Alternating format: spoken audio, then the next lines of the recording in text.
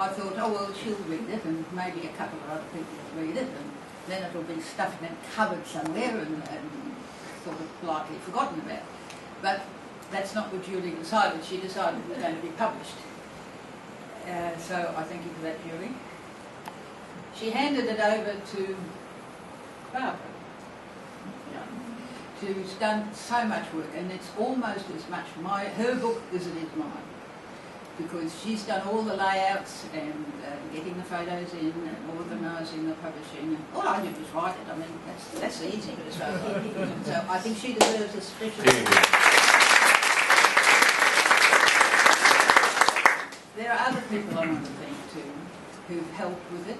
The Support Centre and the Information Centre before. This has been a joint effort.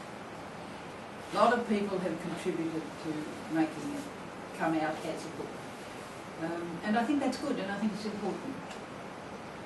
Jackie mentioned some of the things that weren't here, and I'd like you people to think, particularly anyone who's under about 60, you've probably got a mobile phone, you've probably got an iPad, or you've got access to a computer.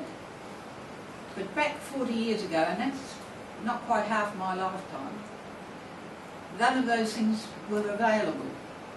And getting information was not easy. No mobile phone, just fancy that. Oh. And some people didn't even have a landline.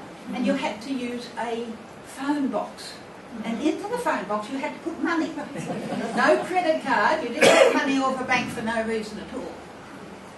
And if you didn't speak good English, how were you going to get information? If you were an Aborigine or Islander, it was just as hard. You probably lived out of town because nobody wanted to rent your accommodation in town. And the Aborigines and Islanders had also trouble with legal problems. If your husband bashed you up, it was no good going to the police because quite honestly the police weren't much interested.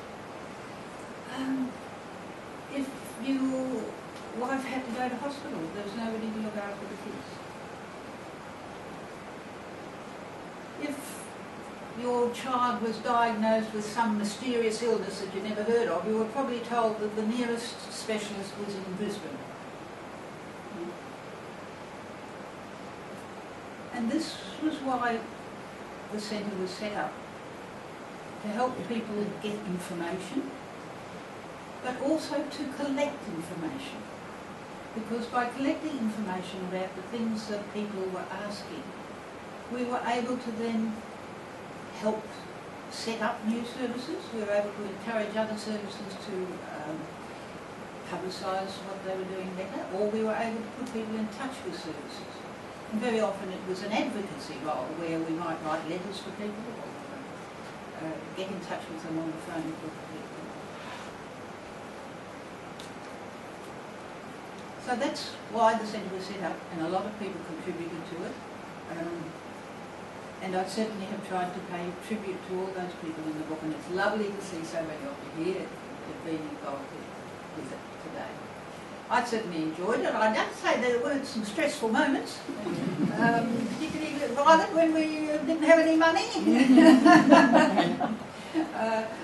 and lost a little bit of it because the government is now much more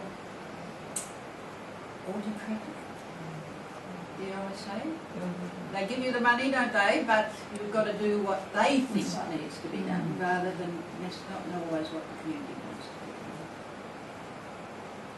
I thank you all for coming. I think it's great. And some people have asked me about the name. Why have I called it Chasing the Owl? The owl is a symbol of the Community Advice and Information Centre. The wise old owl, seeking information. And that's what we were doing for ourselves and on behalf of other people.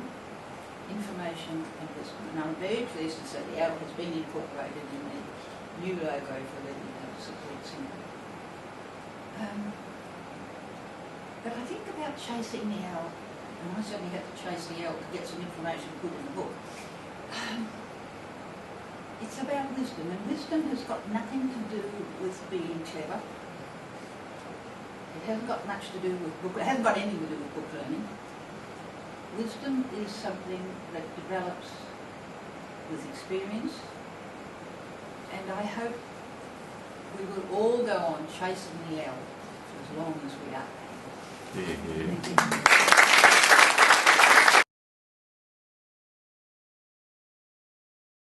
Good, thank you. That's nice. Now we're going to take that away and cut it up.